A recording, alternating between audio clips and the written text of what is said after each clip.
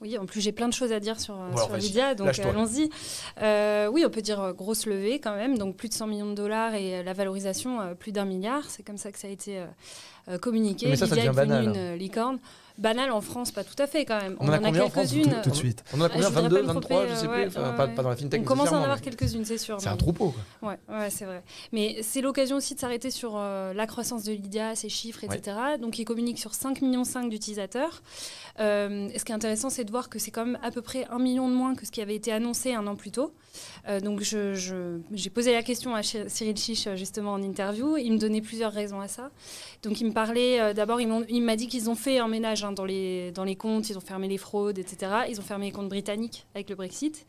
Il me parlait aussi, bien sûr, de la pandémie qui fait que c'est moins actif sur les campus. Et les campus, c'est quand même une source d'acquisition pour Lydia.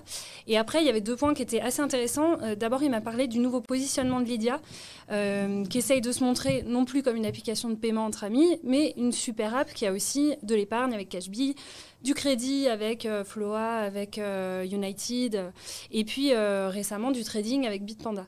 Et donc, il me dit que ce nouveau positionnement, c'est quand même plus dur de recruter là-dessus parce que c'est plus engageant que de recruter en disant vous avez juste téléchargé une appli pour rembourser quelques euros à un ami. Donc, il me dit c'est plus compliqué, mais une fois qu'on recrute les clients, ils sont quand même plus actifs. Alors justement, sur l'activité. Et alors, sur l'activité, il parle de 1 million d'utilisateurs qui utilisent Lydia comme compte principal. Donc, compte principal, c'est soit ils domicilient leur salaire, soit ils font plus de 20 paiements cartes, soit ils dépensent plus de 1 500 € avec Lydia par mois. Alors. Ce qui est quand même une belle proportion. Et puis, 2 millions d'utilisateurs qui ont pris un produit bancaire, quel qu'il soit. Here we go!